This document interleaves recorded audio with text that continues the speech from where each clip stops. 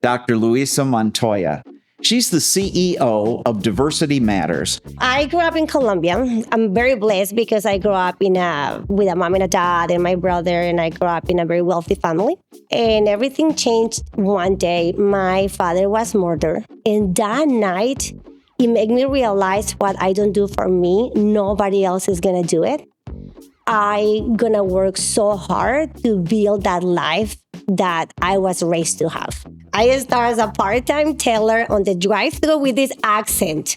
Poor people, nobody could understand me, and I just gave them candy. When I talk about minorities, I'm talking about every single community that has a struggle. The financial industry can only do so much. And I realized, okay, I have the connections, I have the education, I have the roadmap how to get there. I do want to help those business owners hand by hand. I don't have any fears in my life.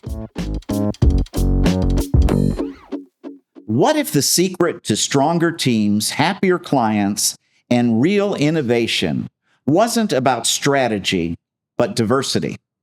What if the real edge comes from embracing the voices, the stories, and the perspectives that too often are left out of the room?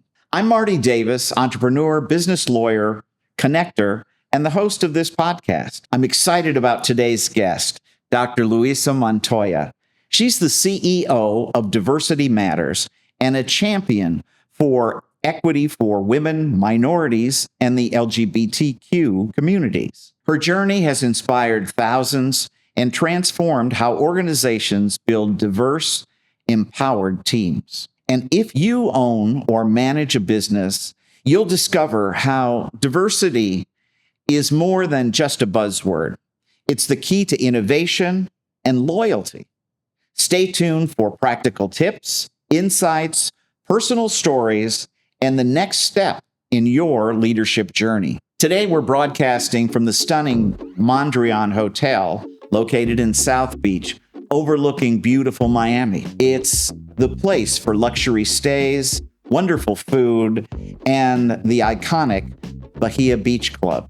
If you haven't been here, make certain that you see a sunset from the terrace and stay the night. Thank you so much, Doctor, for being here with us. You are a sparkling gem in our community, and I'm so excited to have you here with us. Thank you. For those who don't know your story, could you share 3 or 4 words that define you today? I would say Latina, I would say resilience, and I would say happiness.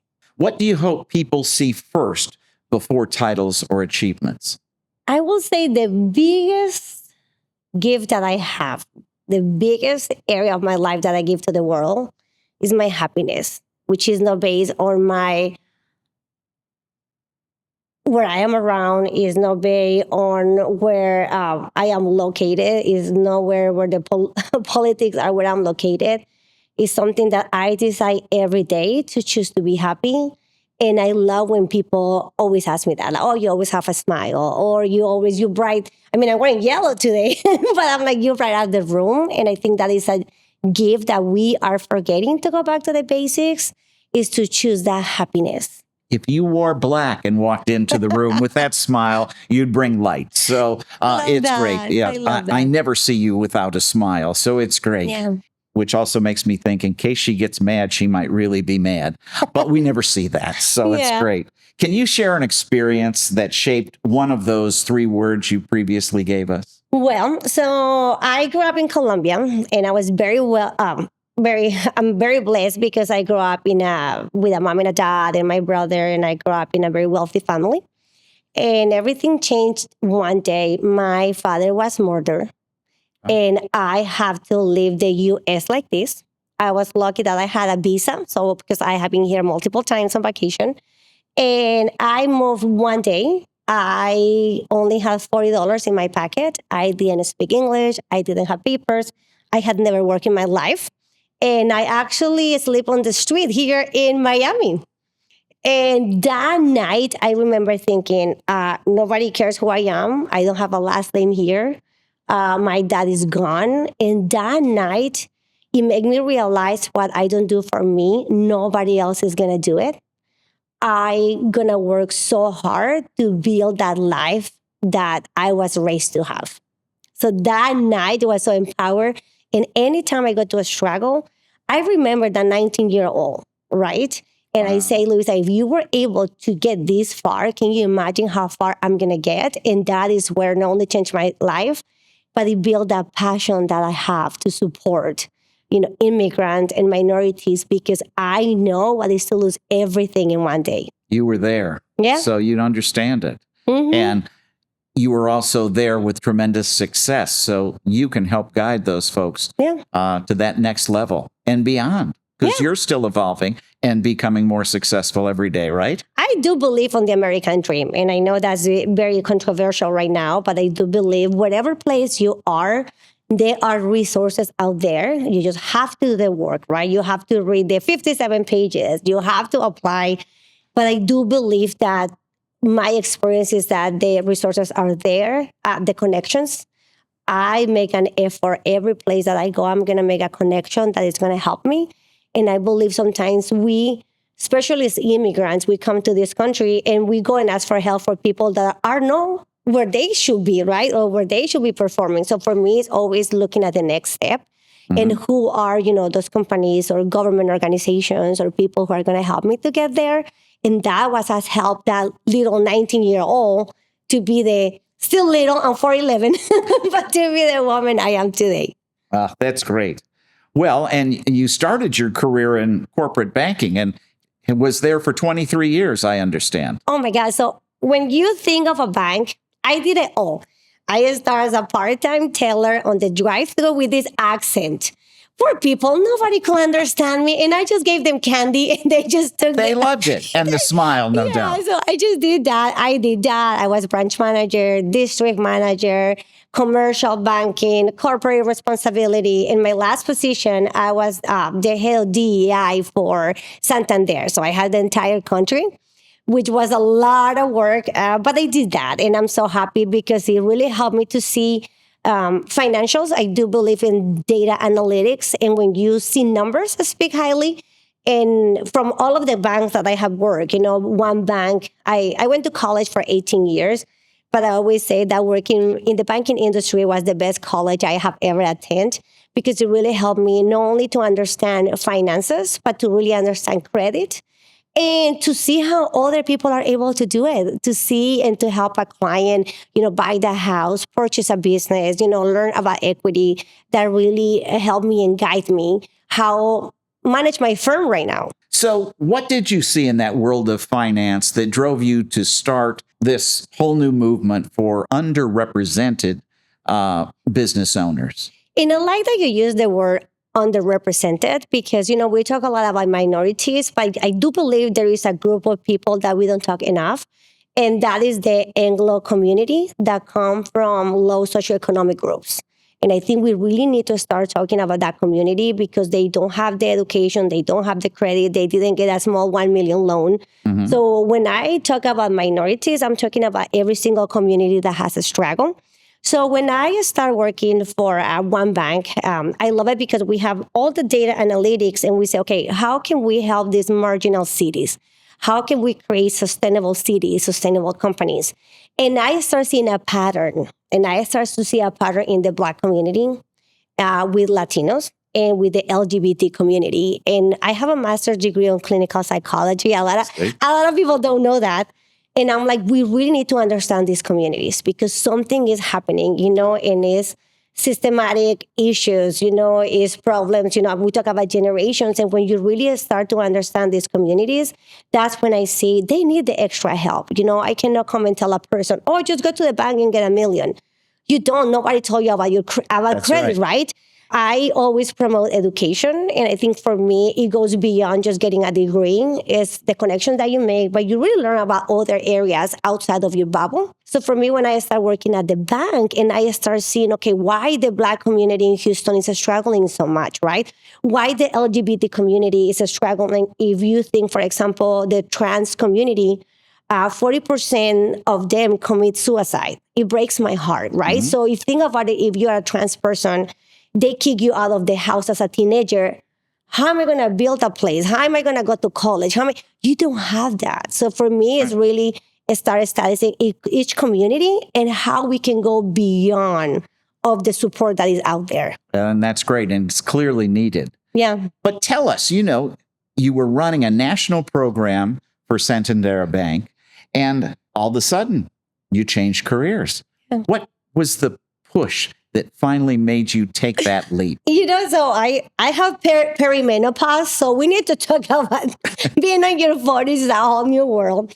I do believe that it's a mix of everything. I believe, being in your 40s, you start seeing life differently, right? Like, where am I going? What am I doing? But I think for me was really seeing the financial industry can only do so much.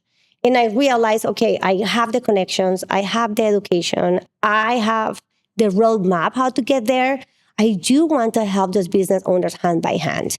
So working on my last corporate job, I realized, and I had a great conversation with my boss. I told her I want to do something different. And I feel now I was in a place where I can give back to the community. And that's what I'm excited to do with PFLAG, because we are building this roadmap because there are generations that are coming, and what are we leaving for them? And that's when I decide, I'm going to tell you the story really quick. So I was like, I'm done. I'm going to file PTO. So I went to Spain. I should have saved that napkin. So I grabbed a napkin. I was drinking wine and I say, okay, Luisa, what do you want? Like, you already have family, kids, a PhD. What do you want? So I say, I want to help the community.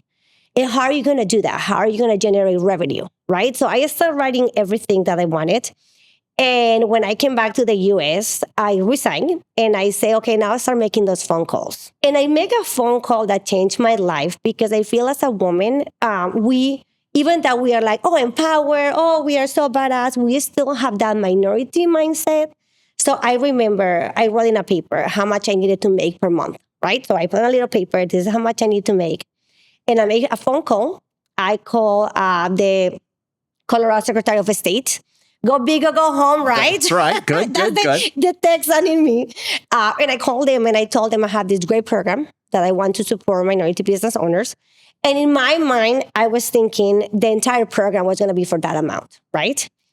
And when I was talking to this person said, is that your monthly retainer? And I said, yes, it is. So I think for me is that we don't even, as minorities, we are great about doing labor, but when it comes to creating a strategy, to a pricing proposal, we don't know those. That's right. And thinking big, just as you said, go big or go home, is an important strategy. Yeah. But let's look at some of the fears that every entrepreneur has. You must have had some fears when you put in your resignation and while you were making that list of things that you wanted to have. What was your reservation or your biggest fear? Well, I'm going to tell you something. I don't have any fears in my life. Nothing. I do believe, when you are an immigrant and you lose everything in one day. Remember, I came here when I was 19 years old. I have been a single mom most of my life. I was in an earthquake in 1999. I say, I'm a vampire and I don't know. I was victim of 7 hate crimes in Houston, Texas. They broke my windows. They beat me up and my son. I have gone through so much. And I do believe that gives you a strength. So to be honest, most people ask me, okay, do you fear this? Like, I don't, because I know how much I can do. And even, I remember thinking this, I say, even if I have to sell empanadas on the street, I'm going to make it. So I think that piece for me is different. I would say the challenges that I continue seeing is pricing, developing a pricing model, because I come from a culture where we win bids by pricing. We don't win bids by a strategy. We don't win bids by having the support and the credentials. So for me, I would say building that. I'm glad that I grew up my career in corporate America, helping business owners. So I know I need just register as an LLC. You need QuickBooks. You need to hire a lawyer to do your documents. So I'm blessed. Yes, you need a lawyer to do your documents. Very important. So I think that for me is like, I honestly have no fears. And, a year ago, one of my kids died. And if I ever had a little fear left, I think that took it all. Yeah. So I'm in a place right now that I'm so confident with myself. I love who I am. I don't care if I'm too Latina, for example. I mean, I'm in Miami. I'm okay. I look like everyone. But when I go to Boston, when I go to New York, when I go to other places, oh, you are too Latina. And I'm in a place right now that I feel so confident. That's being right. that. And you can just say, thank you. I appreciate that because that's what I am and that's what I want to be. And I rock Right? at it. Absolutely. Yeah. You're excellent at it. So you've told us about some of the challenges in your life and how that has brought you to the place you are today and given you the strength Yeah. to smile and say, I can do it. What does diversity mean to you personally? And can you express for us on a different level and maybe different shapes, how would you define diversity and what role does it play in the workplace and what you're doing for people today in your business? Okay, those are 4 questions I'm trying to remember. 4 questions. You know, I'm a lawyer. I love doing multiple. I do multiple questions. So, because there's no judge. There's no judge objecting to this. So we can break it down or we can. But you're good at telling a story. So that's why I love to hear this. I'm Colombian. Yes, it's all good. Okay. So for me, let me go back if I remember everything in a timeline. And I think I just forgot. No problem. What does diversity mean to you? Diversity. Okay. For me, I do believe that we all are diversity, all of us. Most of my life, I have worked with white male. So when you work in corporate banking, when you work in commercial banking, mortgages, it's just male. So I have worked. And when you really get to know people, you understand their diversity. You grow up in a one-parent home. You didn't have access to higher education. You have to worry about having something to eat that day. Sure. So I'm always talking about socioeconomic groups because even that I'm a Latina, the way that I was raised, there are many areas that I don't fit the criteria, or sometimes there are things that I don't understand because I was not raised, I didn't struggle growing up. And I didn't struggle as a minority either. Yes, I am a woman, but I grew up in a way that never even picture myself being a woman of color, for example. Mm-hmm. So for me in corporate America, I always talk about numbers and I'm very revenue based. And I think that's what the banking did to me, right? Like you can tell me all of your dreams. I'm like, sweetheart, let's talk about numbers. So when you think of a company and you think, okay, I want to attract more clients, I want to become more sustainable, I want to create different programs, you need to get out of your bubble. And that means hiring a diverse team because they are going to bring some things that you don't know. I put an example. I'm very proud that 60% of my team are part of the LGBT community.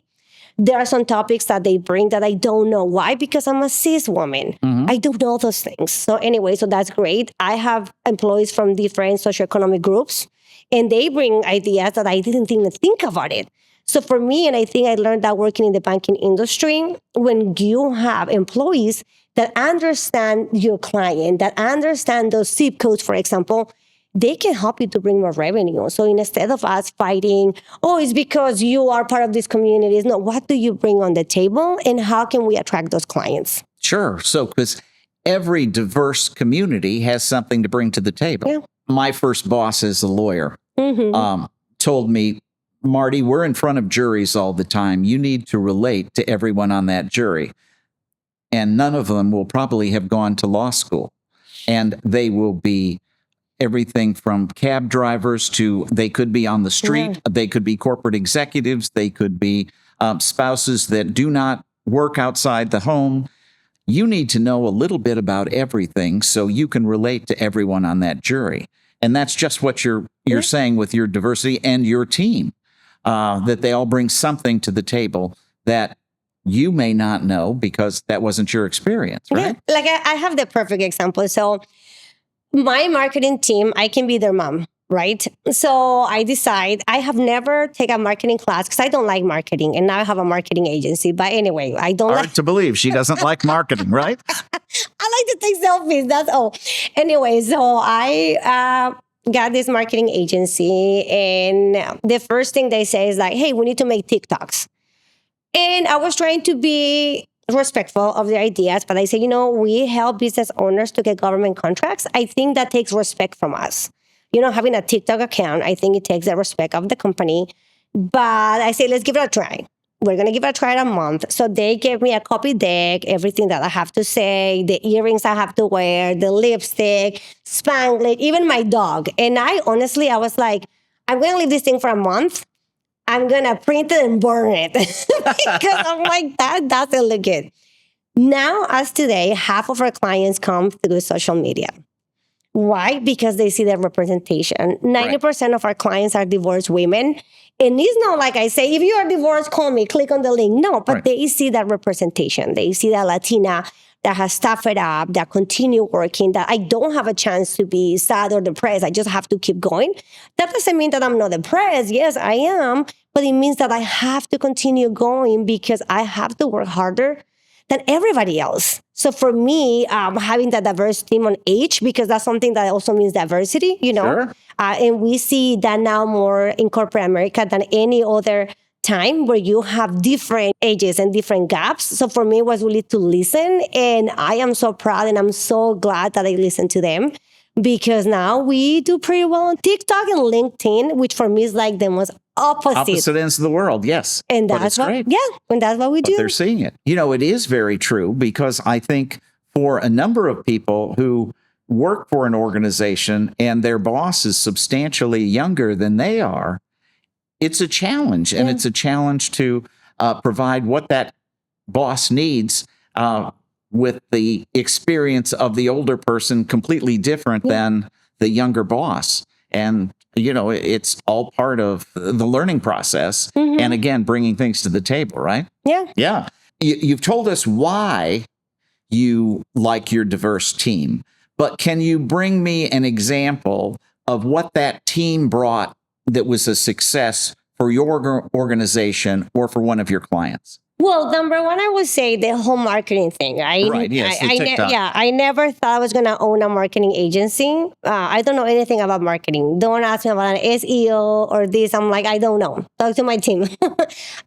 They opened my eyes that there was another revenue avenue. So when I started our company, it was for DEI training. And we started seeing that they were cutting funds, right? Because we are in 2 red states and 1 blue state. And on the red states, they start cutting funds. So we start doing websites, right? Then back on 2023, 40% of our revenue was from marketing. And as I say, I'm very revenue oriented. And that's what I say, okay, let's start the marketing. But they were telling me for a year, but I have to see in numbers.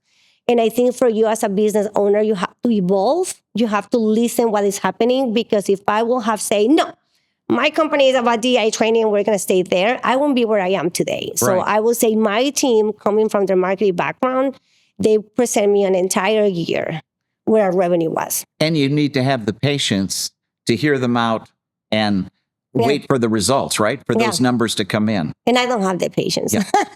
Neither do I. It's very difficult because you want the result now. Yeah. Social media doesn't necessarily work that way. Yeah. Sometimes it takes some time, right? Oh, it takes some time. And, talking about a client, I have this perfect example. So there is a veteran found me on TikTok. Okay, so he found me on TikTok and he put fences. Okay. So he said, I want to work on government contracts. I don't know. I am a veteran, but I don't even know how to get certified, right? So we start the process for him to get veteran certified. So his average ticket is $4,000, right? We just got him a small contract for $160,000. Very nice. So knowing the right connections and knowing how to get people certified is important, right? Yeah, yes. And really know the market because, the government is pouring this contract out there and they need someone to do it. He had the experience. He's a veteran.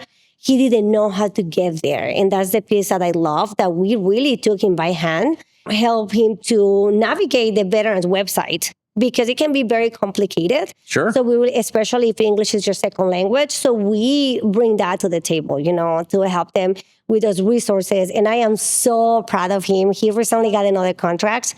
And now he wants to open in other states because that's something that I always recommend to people.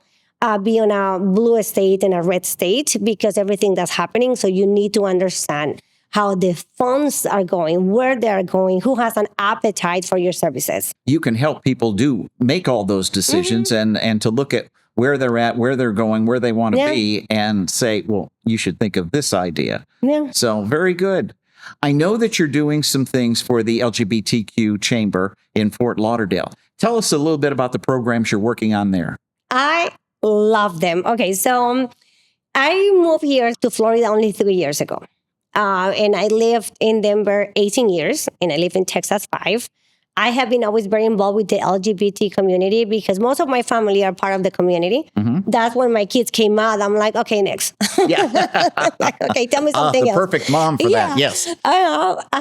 So anyway, but I am the mother of a transgender son, and my son that passed away was non-binary. So I have always been very involved with the community. And when I moved to Florida, I got my NGLCC certification. And I decided, let me be part of a chamber. And I live in Fort Lauderdale. And I started going to the events. And we are located in Wilton Manors, which historically is male gaze. And I start seeing, I'm like, where are the women? Like, I know we are part of the community. Where are we? Where are we, right? So I talked to the president, Jason, who I adore. And I say, there has to be more women. So, he said, I actually received a grant. And can you help me to develop a women business council? Oh my God, that was like music to all you needed to know. Yes. Uh-huh. He gave me, the green light, and we developed Women Business Council. I am so proud that the first time we did it, we had 30 leaders in the community. We actually are going to meet again this week. But for me, it's like we are out there, and we are beyond being part of the LGBT community, beyond being a cis woman. There is so much out there, and my heart is always for trans women because they have a high unemployment rate. And how can we also help trans women, to start their business, to create a sustainable company? So we do that with the community and with PFLAG. I am so proud to be, the president for Fort Lauderdale. I am Let me stop you there so that going. No, I want you to keep going, but Yeah. I want you to explain for our audience what's PFLAG. Okay, so PFLAG is a national organization where we support families of kids from the LGBT community with resources and really understanding the law, especially with everything that's happening in Florida. You don't know, right? So, for example, your kid is allowed to use their preferred name, and we don't know. And I had a really bad experience with our school because I took our child, and the first thing was, because I look like this, they say, oh, go and talk to the next lady. They didn't ask me, do you want to in Spanish? No, they just put me the other lady. And this person had no clue, and she told me that we couldn't use his preferred name. And as you can imagine what happened, Yeah, right? yeah. Did you have a discussion? Yes. I was like, hold my beer. Anyway. There you go. I bet she wasn't smiling then. Yes. Yeah, so I'm just really proud to say to help Florida, to help moms, and especially in the Latin community, where you have religion press such a negative way to see things. I grew up in an atheist home. So I was not raised on the traditional Hispanic family. So I was raised in an atheist home, and my parents were always very respectful of people's belief system, which you don't see that here in Florida. So I'm really helping, the parents to understand that, yes, it's a part of your kid, but it's not your entire identity. I talk to my transgender son. I say, okay, you can have kids, no kids. He wants to be an architect. Be an architect, start your business. Don't let that just become your identity, because there is so much that you can give out there. And for me, I'm a cis woman, but I have been divorced 3 times. So what am I going to talk about? Healthy relationships, right? And I think we also have to point out that who are we listening to? Right. Because here in Wilton Manors, I see more stable male marriages that I have seen. I'm serious, that I have seen in my entire life. So I think for me, it's like that passion to build a community and for us to understand how families look like, right? Because I'm a single mom. So how does a family look? It's me as a single mom with my 2 kids now.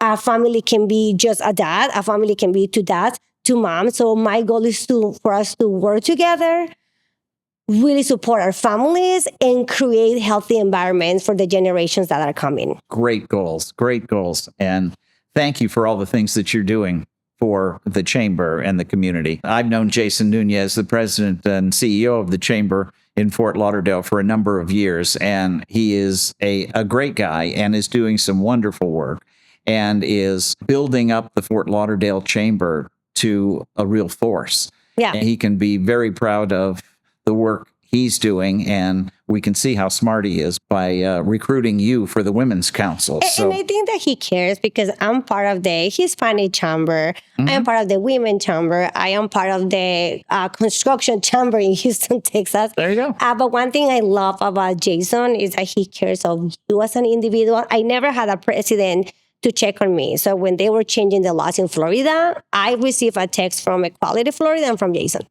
Yeah. And that for me means the world, because it's not just Luisa as the business owner, it's the mom, it's the human, it's the Latina. Yeah. And I think that that's what we are building in the LGBT Chamber in Fort Lauderdale. We care about you.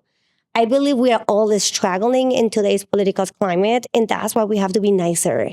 That's why we have to work together. That's why we have to introduce people, because we all know someone that can help someone. Sure. No, absolutely. That's my watchword. It's one of the reasons we're doing this podcast. Yeah. So we get the word out about what you can do for young and small and medium-sized businesses and to make them grow. So you led both massive corporate teams and grassroots, as we're talking, community movements. What defines a true leader, especially in challenging or changing environments? So Chase used to say something that at the beginning I was like, I can't believe I'm hearing this from the number one bank in the US, but now I get it. We fly the plane while we are building it. And I'm like, no, you can't do that. You have to build it first.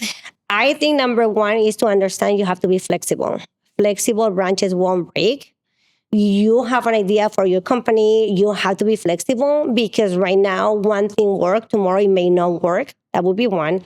Number two, I would say listening to your employees. I focus on employee retention more than anything because my employees are my first client. So when I work in the bank, I used to sit on the lobby and pretend that I was a client. So I have to visit 18 branches per month. That was crazy.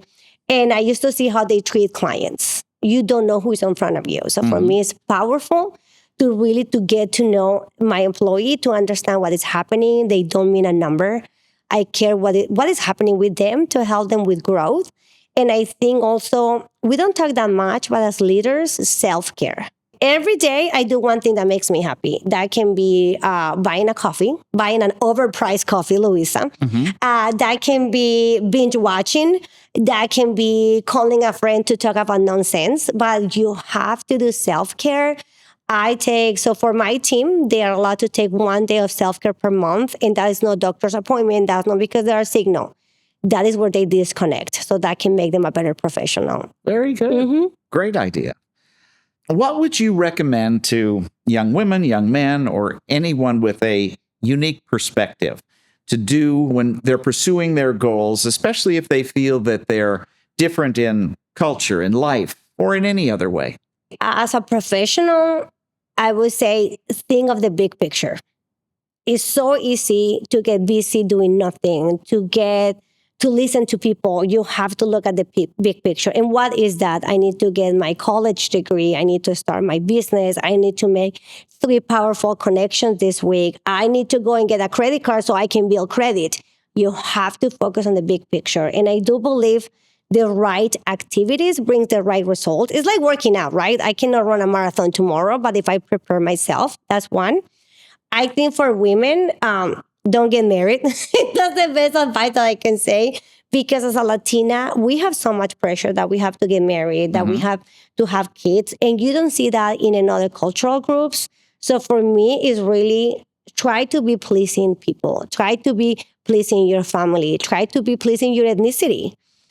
So for me, it's really, if I can go back and talk to Luisa, I honestly will say, don't get married, don't have kids, because it's hard and people have no idea and how difficult it is and to sustain. And as Latinas, we have to work harder because we have to look good as well. You know, when we go on a panel, people are looking, okay, what shoe is she wearing? What size is she? How is her skincare? As a man, you don't have to think about those things. So for me, it's really the big picture. I would say therapy too. What helps me, I go to therapy, individual therapy every week to really unlearn behaviors. As a Latina, there is so much unlearned behaviors that I have to do. You know, for years, it was my stability depends on a marriage or who I decide to marry, which that's not true, or what type of mother I am, which is not true because you can be a great mother and your kid can be a drug addict. right? So it's just really seeing those and what the standards you have for you. Right. Kind of looking at what's important to you and being true to that, sounds like, and then trying to do the best you can to be true. Yeah. So I like that. 1 day a month, self-care. So what are you doing for self-care? No, listen, I do a podcast. This is what's fun for me. This is your time off. Okay, that's right. I love it. This is, there's nothing more enjoyable than to share another person's expertise with a group of people. The podcast allows me to do that to a huge number of people, as opposed to saying, Luisa, I need you to, I want to introduce you to this person when we're at a cocktail party together or we're at some event together, although I enjoy that too. And by the way, she looks fabulous at events. You should have seen the dress she was wearing at the task force. I wanted to be a Barbie. Yeah, you were, and more. So all great. No, you look fantastic, and you always do. I think it's so important that we carry ourselves well as a leader in the community, as someone that someone looks up to. It's important that you exude that. Yeah. And you told me earlier, depending on what earrings you wear, that women are, a better audience or a better client or a better fit. So I'm going to start wearing earrings and see if I get more lady customers. Big earrings. Okay, great. Instead of these little ones. And but no, it's all good. What's a belief about leadership or success that's changed your mind as you've taken this life's journey? Okay, before, when I work in the banking industry, I thought managing people was about their performance. When you have such large teams, when you are managing an entire state, when you are managing an entire country, you don't have this interaction. So you only see them as a number, right? What is their performance? What are they bringing to the table? And now what it has changed, owning my company, having a small team, is really about being on the right position. I have amazing people that suck at their job because they were in the wrong position. So how can I help them and guide them to be at the right job? I put my example. So I went to school to be a psychologist, right? I hate it with passion. I'm like, girl, you need to change. Move on, right? Because that's my personality. Right. But that was my passion, right? That was my passion because I care for people. So for me as a leader is really to help them and guide them what is their calling and how can they be in the right position. And I assume with that psychology background, do you use testing and some types of those things to help people, figure out what they want? Because I think a lot of people don't really know what they want or really know what they're good at. Well, I think that's great, and I should do it. I know better. But one area that has helped me too is to choose my clients. Because I don't take everyone. Yeah. I don't. And I am so proud of you because, first of all, it's my company. So I want to be happy. I want to enjoy what I do. But I do a great job on our intake meeting because it's going to be a relationship, right? I'm going to work with you for 6 years. I'm going to work with you. I am allowing you to meet my family, my work family, right? So I think for me also as leaders, we have to be cautious who we do business with. No, I think that's a great thing. I remember being a young lawyer when I started a firm with my best friend from law school. And the first time that we fired a client was a horrific thing because we didn't have that many clients to begin with. And but when one was so hard to collect from, we spent so much time trying to collect on our bills that it took away from other clients. And it takes away from that happiness and smile you talk about. So. And usually the cheap client is the one that's going to cost you the most. Yeah, right. They're going to be unhappy regardless. No. So how do you build resilience and confidence in those who doubt themselves? I love this that I hear on TikTok. 85% of what you worry is not going to happen. So when I start thinking about all these things, I remind myself, Luisa, that's not going to happen. That's number one. Number two, what are the lies that I'm listening to? And especially in today's political climate, anybody can say anything and become famous. Do the research, right? Is that really going to happen? No, then just keep going. So for me, is that start building that person that you want to be. So for me, a couple things that I know, have tried to get rid of this accent. It's not going away. And I'm like, then embrace it. Yes. Then go and do relationships and network with people that embrace your accent. So for me, it's really all those weaknesses, make it a strength. Every time I go to conferences, I always say, where are the divorced women? Because I've been divorced 3 times. That became my brand. Mm-hmm. And I was talking to someone on my way here, and she said, I like that you said, and I was like, I can't believe I say that. I like that you said, if you were able to stay on that relationship, you can start a business. And that is sticking to her. So yeah, so for me, it's really making my weaknesses my strength. And that has really helped me to be where I am. What a good thought. I've really never, channeled that thought, because if you've had a bad relationship and you've survived it and you made it out maybe, or made it better or whatever, why would a business be any more challenging? Yeah. I've always said a partnership to my business clients is like a marriage without sex. Mm-hmm. So, some of the things that get smoothed over in a personal relationship don't get smoothed over, but the tough things, they're very similar. We've talked about your challenges, your setbacks, the tragedies that have happened, and that would discourage a lot of people. What lessons pulls you through on the toughest days, and how can viewers use that adverse as fuel, not as a barrier to growth? I always think that I'm going to make teenager Luisa proud and 90-year-old Luisa proud. So when I was a teenager, I was very rebellious. How do you say that? Rebellious. Yeah, rebellious. Yeah. My mom said, you love to fight. Go and do all of that. I always love to fight. And I never thought I was going to be a businesswoman. I always thought that I was going to work for like a nonprofit or advocating, something like that. And as a 90-year-old woman, I think I'm not going to say, oh my God, you got divorced 3 times. How embarrassing. No, good for you. Live your single life. Enjoy every moment. So I always think about that. That helped me feel better. I also think my dad used to say, problems that you fix with money are not problems. So anytime I'm struggling, I'm thinking, how to put money for this or that, I think you're so blessed that is the only problem you have, Luisa. Mm-hmm. That will help me. And I also remember that everything is by the moment, even the good times. You can be right now on your best time, your best vacation, sign the best contract. That is also temporary. So anything that I'm going through, I always think that, okay, is this going to take me 7 minutes, 7 months, or 7 years? And when you realize how tiny everything is, it really gives you the energy that you can keep going. Another part too, my haters. I have a lot of haters, and I don't know why. I don't believe it. Yeah, I think I'm great. So one day I post a video on my social media. I say I, but it's my team. And I got 52 messages, and I was so excited. That was the best video we ever generate. And they were like calling me pedophile, dismember. Oh my God, awful things. And I wanted to delete those. And my team was like, oh, can you please leave it? Because this is really, the algorithm and how that works. So for me, is also don't take it personal. People don't know you, Luisa. They don't know your story. And you may, emotional transference, you may remind them of someone that hurt them so bad. Yeah. So on that video, when because people write me awful things, I'm like, oh my God, how can you even think that I do all of those things? But I'm like, they don't know. Yeah. So for me, it helps me to keep myself in track that they don't know you, Luisa. Yeah.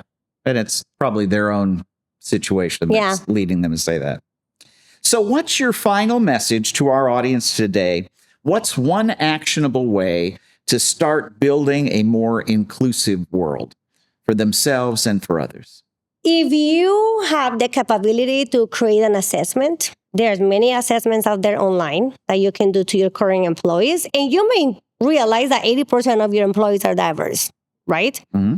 I would say invest on training, and that can be you watching YouTube videos as a leader, or even having your team once per month watch a YouTube video to understand communities. For me, my biggest takeaway is to know that everyone is struggling. Everyone is going through something. So when I'm meeting face to face and someone is being rude because I have an accent or put me down because I'm a woman, I always think like, well, I can imagine what they have gone through, that they think that that's appropriate and not allow that to become an identity. I also say I can do anything with the right shoes. And notice they're gorgeous, copper. Yes. My addiction, this is my addictive behavior. But I would say you can do anything. You really are able to accomplish anything that you have your mindset. That's great. Well, that makes me think of one other question. What's the one habit or practice you think everyone should adopt right now to nurture inclusion in their work or in their life? I would say training. You have to go. And I'm going to put this example. I thought I was the most open-minded person in the world because, as I say, my family is atheist. Everyone is gay, right? But I never saw socioeconomic groups as diversity until I started doing training. And I realized I never had to worry in my life if I'm going to eat that day. I always, I had tennis classes with, my family. There was always book to read. And you imagine that everywhere is like that. So for me, it's like do any type of bias training or anything that you can find to help you to get out of your bubble. Great advice. So one of the things I like to do at the end of every podcast is kind of have a rapid fire question and answer of my guests. This is my second language. There you go. Sorry. Yes, I know. Not that much time. That's right. Yes, but I have a team that comes up with great things as well. My team's diverse as well. Okay, so you tell me something, and I have to tell you the first thing on my mind. The first thing on your mind, and don't worry, they're not that probative. Okay. What do you do to relax after a busy week? Sleep. What is your favorite place to spend time, whether in Miami or anywhere in the world? My bed. I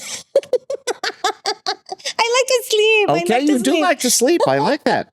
Give us one cultural experience or food recommendation for someone visiting Miami for the first time. La Mexicana Taco Bar in Fort Lauderdale. Oh, in Fort Lauderdale with two manners. They have the best birria and mango biche margaritas. Oh. I'm obsessed with them. Well, I should own company chairs on that company. Is that the one that's across from Rosie's? I don't know. Oh, okay. From The Alchemist, right there. Mm-hmm. Oh, okay. They have the best birria tacos. We should go this week. Okay, we'll go. I'm loving it. There's nothing better than that. What would you say is your biggest talent outside of your career? Talking. Meet people. Okay. And finally, what's your biggest fear and how do you try to move past it? I don't have fears, I swear. Wow. I mean, everything. I lost my dad, I lost my kid. I was on COVID, I was on an earthquake. I was beat up by haters. I mean, what fear can I have? What a great way to be. I love it. And I don't picture myself as a 4'11". Like when I was ironing my clothes, I'm like, am I this tiny? Because I see myself as this huge person.